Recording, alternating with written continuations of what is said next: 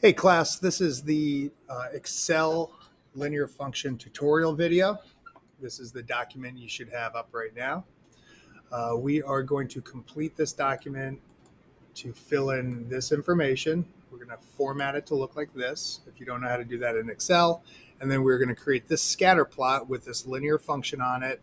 And we're going to format it to the specs that I have right up here. And if we do so, it'll end up looking like this. Finally, we're going to answer these questions. I got them answered already. Just color them, and then we can kind of just talk those out. You're going to do the same thing for this data set that I already have formatted here. You just need to make the linear function scatter plot to those specs and then answer the questions, which you should be able to do after you do this first one with me. Okay, so kind of bringing that up like that and bring yours over. Let's go ahead and just get started. First thing I want to do is I'm going to merge these three cells right here. Merge and center is right there. I'll just do merge and center. The reason I want it centered is when we type this in, annual shoe sales US $. Okay. Let's go ahead and just drag that a little bit bigger so that's all in there. There we go. Next thing we're going to do is fill in the yellow bar of information, fiscal year, go over year, go over sales, $1 million. Okay. So kind of coming back, this first one right here, we want it to be 14 font. We want it to be bold. We want to color this one in a little bit, like so. So maybe make this a little bit bigger like that. These three right here are going to be in yellow. Like that. Next to year, we need to have a capital N. There we go. And the sales. Okay, everything's good there. Next thing we're going to do is put in all the numbers. Okay. 2010 all the way down to 2018.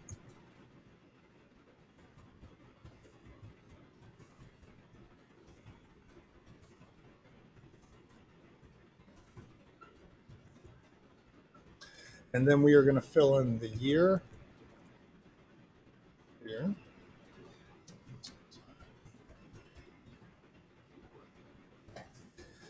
And then the million, and then the sales in millions, 2.35 million, 2.22 million, and so on.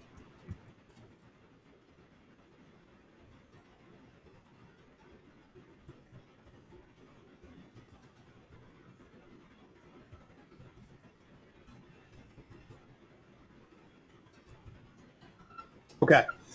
So at this point, everything looks the same, except we just need to put this chart or this border around all of these cells right here. So underneath the borders, all borders.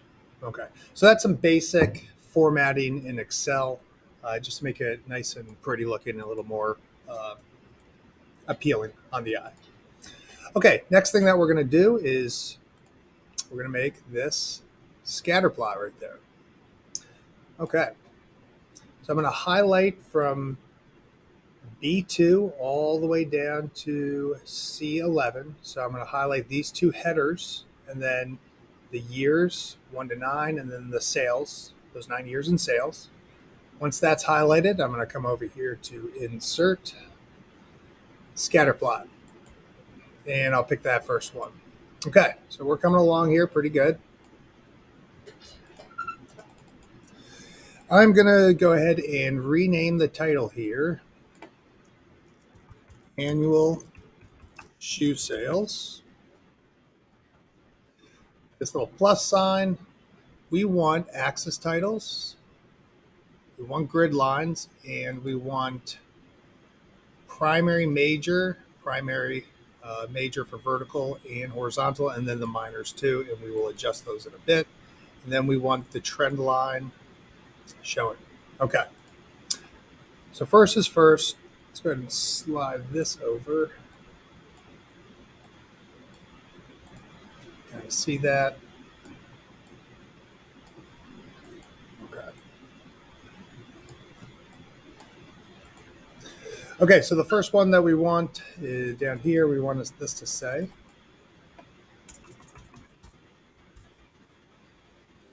year. Let's give it a little asterisk. Year 1 equals 2010.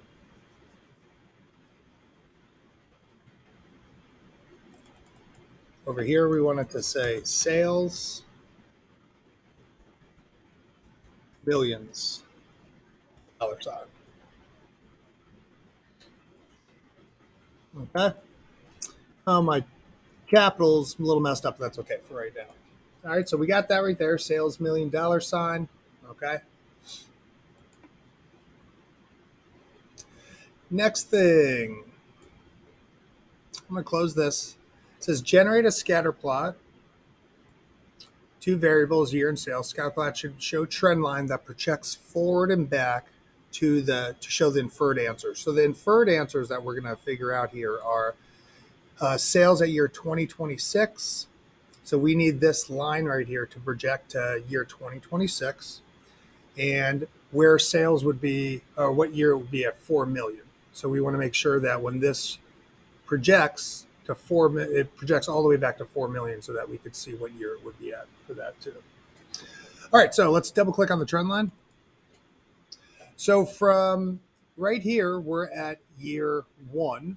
Okay, so we need to go back 1 to year 0. Okay, when we do that, it'll take it back 1 year to where it crosses the y-axis. For forward, we want to go forward 8 years. Hit enter. There we go. 8 more years would take us to year 2026. Okay. So you can see right here at year 17, year 17 is year 2026. If you did the math here, year 10 would be 2019 and so on. Okay. So at this point, we are showing the trend line is showing where it crosses the y-intercept. It's showing you what year it would be at 4 million. It's over here somewhere in between 14 and 15 years, or 14 and 16 years. And a year 2026, which is year 17, where the sales would be, and it's in between 4 and 4.5 million. Okay. So that's showing it visually, the inferred answers. It says include the linear equation on the scatter plot. Okay, let's go ahead and do that. Double click on that trend line. Display equation on the chart. Okay, got that. Include axis titles with units. Title on the scatter plot. We've done that. Show vertical and horizontal grid lines for majors. Okay, so this is what we're going to do. We're going to double click on these lines over here. So these are our horizontals. These are horizontal lines that are going this way. Okay. Our major that I want us to do here, it says the major horizontals by 0.5.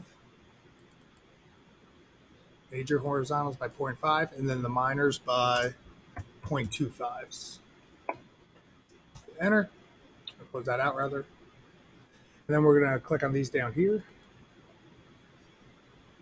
We're going to show the major verticals going up by every 1 year and the minors by 0.5s. So what that does is, if I'm going to make this chart a little bit bigger, you can see here that it counts by every 500,000 is the whole number, or is the number that's appearing is a 500,000. And then in between that, your minors are 0.25. There we go. So the minors that doesn't show a number are quarter millions. Okay. Over this way, it's every 1 year is the whole number. Those are your majors, and then a half year in between. Okay. Let's get that looking correct. There we go.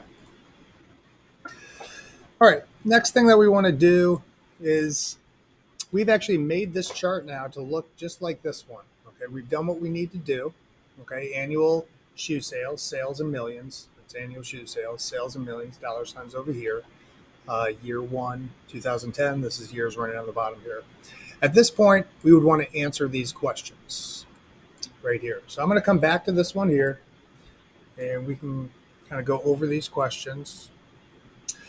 The variable that is dependent is going to be, oh no, where is it? No, Phil. Okay, is sales. So your sales is your Y. It'll always be your dependent. Your dependent will always be running on the Y-axis, which means your independent variable is, of course, year. So year controls sales. Sales is dependent on year. The year of your sale is going to determine how much money you have made. Next thing is interpret the slope and what the slope is. Oops, here we go. So our slope is the 0.1335. Go ahead and close this out now. 0.1335. And what that means is for every 1 year increase in the X, the Y will go up by the slope, which is $0.1335 million. So for every 1 year increase in sales, the sales go up, or every 1 year increase in time selling, the sales go up by 0.1335 million. Okay. Next one, the y-intercept is the other number in the formula. Is this number right here, the 2.0269. And what that means is the y-intercept is where this trend line crosses the y-axis at 0.0. So when x is 0, sales are at $2.0269 million. So if year one is 2010, year 2009 is year 0. So when in 2009, the sales were 2.0269 million. So just over 2 million in sales. So you can see over here, that's what I say at year 0, which is 2009, sales total was $2.0269 million. Next thing that we're going to do is write this in function notation using the notation headers. So year is N, sales is an S.